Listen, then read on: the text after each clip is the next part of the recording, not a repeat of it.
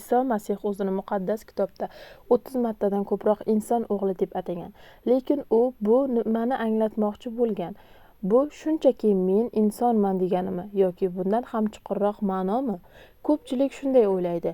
Inson o'g'li oddiy inson. Ammo keling, Iso Masih o'zi bu iborani ishlatganda nima deganiga e'tibor beraylik. Matta xushxabari 9:6 lekin inson o'g'lining yer yuzida gunohlarni kechirish hokimiyatiga ega ekanligini bilib olinglar dedi-yu, so'ng sholga o'rningdan tur, to'shagingni olib uyingga bor dedi. Matta xushxabari 18:11 Zero inson o'g'li halok bo'lganlarni qutqarish uchun keldi.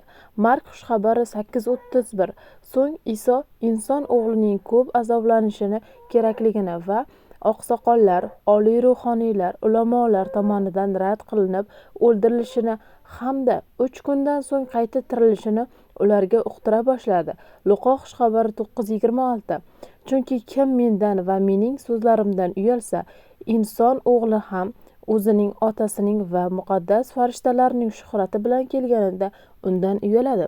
Matta xushxabari 12:8 Chunki inson o'g'li shabbat kunining ham egasidir. Matta xushxabari 12:40 Zero Yunus 3 kunu 3 tun dengiz kitining qornida bo'lgani kabi inson o'g'li ham 3 kunu 3 tun yerning bag'rida bo'ladi. Matta xushxabari 13:41-42 Inson o'g'li o'z farishtalarini yubordi. Ular esa uning shohligidagi barcha vasvasalarni va qonunbuzarliklarni yig'ib olib, ularni olovli o'choqqa tashladilar. U yerda yig'i-sig'i va tishlar g'ijirlashi bo'ladi. Matta xushxabari 19:28 Iso esa ularga dedi: Sizlarga rostini aytaman, sizlar mening ortimdan ergashganlar yangi olamda inson o'g'li taxtda o'z shuhratida o'tirganida, sizlar ham 12 ta taxtda o'tirib, Isroilning 12 qabilasini hukm qilasizlar. Endi o'ylab ko'ring, bu so'zlar oddiy insonning so'zlariga o'xshaydimi yoki bunda o'zining kimligini bilgan zotning chuqur ma'nosi bormi? Unda Iso Masih inson o'g'li deb ataganda nimani nazarda tutgan? U bu unvonni ataylab ishlatgan, chunki bu Doniyor payg'ambarning bashoratiga ishora qilinadi.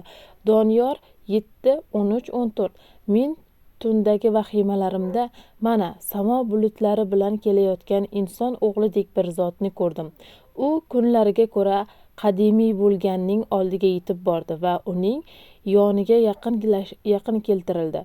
O'shanda barcha xalqlar, qabilalar va millatlar unga xizmat qilishlari uchun unga hokimiyat, shuhrat va shohlik berildi. Uning hukmdorligi mangu, hech o'tib ketmaydigan hukmdorlikdir va uning shohligi abadiy buzilmaydi. Iso Masih inson o'g'li deganda men shunchaki insonman demagan. U shuni aytgan: men Doniyor aytgan o'sha zotman. Men Xudoning najotini amalga oshirish uchun keldim. Bu Xudoning kalomini o'rganadigan va najotkorni kutayotganlar uchun berilgan xabar edi. Siz esa qaysi toifaga kirasiz? Siz Xudoning kalomini shaxsan o'rganishni va tushunishni istaysizmi yoki boshqalarning gaplariga tayanasizmi? Izohlarda yozib qoldiring, o'ylab ko'ring. Inson o'g'li bu shunchaki unvon emas. Bu Iso Masihning mohiyatini, uning vazifasini va Xudoning najot rejasini tushunishga chorlovdir. Obuna bo'ling, layk bosing.